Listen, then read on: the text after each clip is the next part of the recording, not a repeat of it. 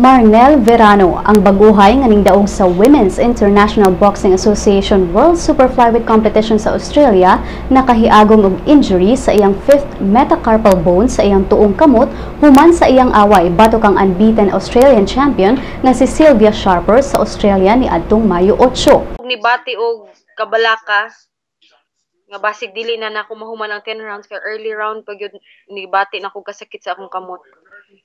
So every time nga mo bell, mo warning for 10 seconds na, ning kamot ko nga makalamang gihapon ko niya every round kay pagbalik na ko sa kong corner, moingon man ang akong mga coach nga, oh lamang ka ani nga kuan. So kinahanglan sa sunod mo lamang gihapon ka. Yan ana. Bisag sakit na siya. Una-una na ako kay giingon pod sa akong coach mura nakita nila nga murag mobigay nako. Ingon pod sila nga imuhaning fight.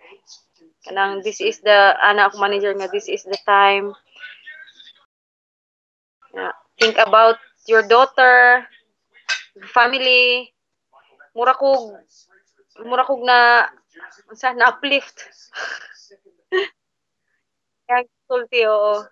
So bahala na mo nakalimot na ko sa sakit ang akong una-una. Oh, tinuod gyud. Talagsaon ra ni. So naa na magid ko dire ako na lang gyud hatag ang tanan. Human sa kadaugan ni Verano, batok ang Sharper butyag sa Pinay champ nga iya na sabdepensaan ang iyang titulo sa musunod nga mga buwan. Apan sa pagkakaron, magpaalim lang usa siya sa iyang angol sa tuong kamot. Sa karon, as before pa mi nagdula, giingnan man ko nga i-defend na ko ni siya after 6 months. So, siguro sa karon presko pa man kaayo. Napa ko'y injured. Na ako injury. Tagaan sa gino kong pahulay gamay akong kaugalingon. Then, ug kaya na nako. Siyempre, mag-start na kong training para sa defense. Mapasalamaton sab si Verano sa iyang mga supporters nga way puas nga nag-ata sa iyang away hilabi na dinhi sa Pilipinas. Ako kay akong pasalamat no nga bisan tuod og ingon ana, bisan tuod og layo, daghan kaayo isa sa nakapa unsa ba nagbigay lakas loob nako ng ilaha mang mga messages ang mga naay nagpray para nako nga mga friends.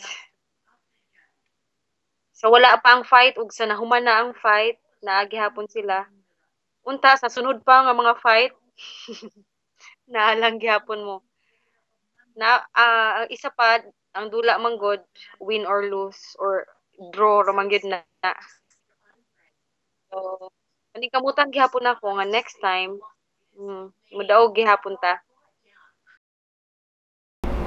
Si Verano misulti nga dili kaayo dako ang premyo nga iyang nadawat human sa kompetisyon apan ang pagkuha sa titulo sa WIBA usa na daw kadakong ganti alang sa iyang karera.